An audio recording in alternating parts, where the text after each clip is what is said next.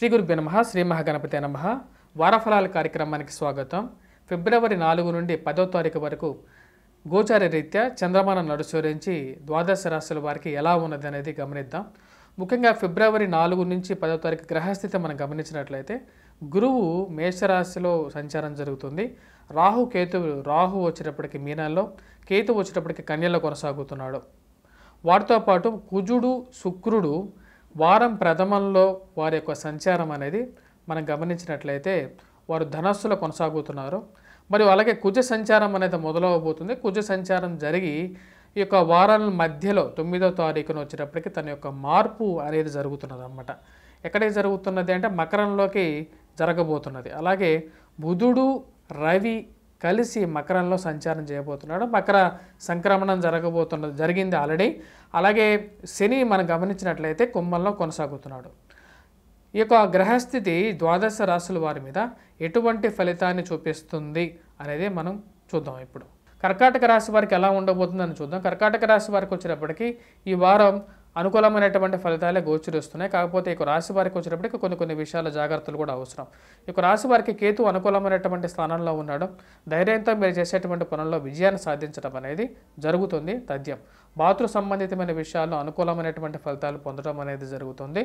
మరియు అదేవిధంగా ఈ రాశి వారికి షష్టమంలో కుజగ్రహ సంచారం అనేది వారంలో 9వ తారీఖు చివరి నాటికి వచ్చినప్పటికీ సప్తమంలోకి మారుతున్నది. కుజగ్రహ సంచారం అనేది షష్టమంలో ఉన్నంత వరకు ఉద్యోగపరంగా, వ్యాపార పరంగా, వ్యవసాయ పరంగా, రాజకీయ పరంగా, అలాగే విద్యార్థులకి అనుకూలమైనటువంటి ఫలితాన్ని, విజయాన్ని, ప్రమోషన్స్ని, ఇంక్రిమెంట్స్ని ఇవ్వగలుగుతుంది అన్నమాట.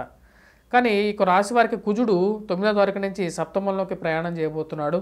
తద్వారా వచ్చినప్పటికీ శరీరంలో అధికమైనటువంటి వేడిని, ఉష్ణాన్ని పుట్టిస్తాడన్నమాట. అంటే వేడిని ఎక్కువగా పుట్టించగలుగుతాడు. ఆరోగ్య విషయంలో తగు జాగ్రత్తలు అనేవి తీసుకొని ముందుకు వెళ్తూ ఉండాలి. రాశివారు కొన్ని జాగ్రత్తలు తీసుకోవాలి. దాని ముఖ్య కారణం వచ్చినప్పటికీ సప్తమంలో ఉన్నటువంటి సంచారం అన్నమాట. సప్తమంలో సరైనటువంటి గ్రహం లేదు. రాహువు, కుజుడు కలిసి సప్తమంలో ఉన్నందువల్ల ఆరోగ్యపరంగా జాగ్రత్తగా ఉండాలి. ఎదుటివారితో మాట్లాడేటప్పుడు జాగ్రత్తగా ఉండాలి. పోటీ పరీక్షల కోసం ప్రిపేర్ అవుతున్నటువంటి వారికి వారం ప్రథమంలో మంచి అనుకూలమైనటువంటి కాలంగా ఉంది కాబట్టి వారం ప్రథమంలో విజయాన్ని ఎక్కువగా సూచిస్తూ ఉన్నదన్నమాట. అలాగే ఈ రాశి వారికి వచ్చేటప్పటికి అష్టమంలో శని సంచారం అనేది ఉంది. తద్వారా వచ్చేటప్పటికి ధనం అనేది కొద్ది ఎక్కువగా ఖర్చు అవుతున్నప్పటికీ కూడా దాన్ని సంపాదించగలిగినటువంటి శక్తిని కుజుడు ఈ రాశి వారికి వారం ప్రథమంలో పూర్తిగా ఇవ్వగలుగుతాడు అన్నమాట. వారాంతరంలో కన్నా వారం ప్రథమంలో ఎక్కువగా అనుకూలమైనటువంటి కాలంగా చెప్పొచ్చు. అదేవిధంగా ఈ రాశి వారికి భాగ్యస్థానంలో రాహుగ్రహ సంచారం అనేది కొద్దిగా తండ్రి గారితో పొరపత్యాల విషయంలో తగు జాగ్రత్తలు అనేవి తీసుకోవాలి. స్థిరచరాస్తుల కొనుగోలు సంబంధితమైన విషయాల్లో కూడా ఆచితూచి వ్యవహరించినట్లయితే అనుకూలమైనటువంటి ఫలితాలు పొందగలుగుతారు. ప్రింట్ అండ్ ఎలక్ట్రానికల్ రంగం మీడియాలో పనిచేస్తున్నటువంటి వారికి, విద్యార్థులకి ఈ యొక్క వారం అనేది అనుకూలమైనటువంటి ఫలితాలు పొందగలుగుతారు. అలాగే ఈ రాశి వారికి రాజ్యస్థానంలో ఉన్నటువంటి గురువు తన యొక్క దృష్టి అంటే త్రికోణ దృష్టి ఏదైతే ఉందో, మూల త్రికోణ దృష్టి ఏదైతే ఉందో, పంచమ దృష్టి అనేది ఈ యొక్క రాశి వారికి ధనస్థానం మీద ఉన్నందువల్ల డబ్బు అనేది సంపాదించగలుగుతారు. దాన్ని అదేవిధంగా ఖర్చు పెట్టడం అనేది కూడా కొద్దిగా ఎక్కువగా ఉంటుందన్నమాట ఈ రాశి వారికి.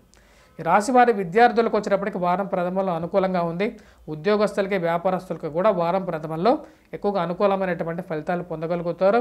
వివాహ ప్రయత్న సంబంధితమైన విషయాలు కూడా వారం ప్రథమంలో చేసినట్లయితే అనుకూలమైనటువంటి ఫలితాలు పొందడం అనేది జరుగుతుందన్నమాట. అదేవిధంగా ఈ రాశి వారికి మనం గమనించినట్లయితే మరి ఎటువంటి పరిహారాలు చేసుకోవాలి అనేది మనం గమనిద్దాం. ముఖ్యంగా ఈ రాశి వారికి తృతీయంలో ఉన్నటువంటి కేతువు యోగకారకమైనటువంటి స్థితిలో ఉన్నాడు. అదేవిధంగా గురువు అంత యోగాన్ని ఇవ్వట్లేదు కాబట్టి గురుగ్రహ కవచాన్ని పఠించడం, గాయత్రి దేవి జపాన్ని చేయటం అనేది అనుకూలమైనటువంటి ఫలితం ఇస్తుందన్నమాట. వాటితో పాటు అష్టమంలో సంచారం చేస్తున్నటువంటి శని యోగకారకుడు కాదు కాబట్టి వెంకటేశ్వర స్వామి వ్రతాన్ని చేయటం, అలాగే వెంకటేశ్వర స్వామి శ్లోకాన్ని పఠించడం, శనిగ్రహ కవచాన్ని పఠించినట్లయితే ఈ రాశి వారికి అనుకూలమైనటువంటి ఫలితాలు పొందగలుగుతారు. వాటితో పాటు రవి, కుజుడు యొక్క మార్పు చేర్పులు అనేవి జరుగుతున్నాయి కాబట్టి సప్తమంలోకి వస్తున్నటువంటి రవి అంత యోగకారకుడు కాడు, ధనక్షయ కారకుడుగా కూడా తయారవుతాడు అన్నమాట. అంటే సమయానికి డబ్బు వచ్చి చేరకుండా కూడా అడ్డుపడుతూ ఉంటుంది. కాబట్టి వీరు చేయాల్సినటువంటి పని ఏమిటి అంటే ఈ రాశి వారు కంపల్సరీగా వీరు చేసుకోవాల్సినది రవిగ్రహ కవచాన్ని పఠించి సూర్యారాధన చేసినట్లయితే వీరికి అనుకూలమైనటువంటి ఫలితాలు పొందగలుగుతారు. ఎందుకంటే ధనక్షయకారకుడు కాబట్టి సమయానికి డబ్బు వచ్చి చేరదు. అలాగే ప్రయాణం అనేది నిర్విఘ్నంగా జరుగుతుందన్నమాట. షష్టమంలో ఉన్నటువంటి కుజుడు ప్రయాణాన్ని కలిగించే విధంగా ఉంటాడు కాబట్టి వీరు కుజగ్రహ శ్లోకాన్ని పఠించాలి. ఎందుకంటే 9వ తారీఖు తర్వాత కుజగ్రహ సంచారం అనేది ఉంది కాబట్టి వీరు ఆ యొక్క పరిహారాలు చేసుకున్నట్లయితే, అంటే ముఖ్యంగా కుజగ్రహ కవచాన్ని పఠించినట్లయితే కూడా వీరికి మంచి అనుకూలమైనటువంటి ఫలితాలు పొందగలుగుతారు. విద్యార్థులకి, వ్యాపారస్తులకి అందరికీ కూడా ఈ యొక్క వారంలో ప్రథమార్థంలో మంచి అనుకూలమైనటువంటి ఫలితాలు పొందగలుగుతారు.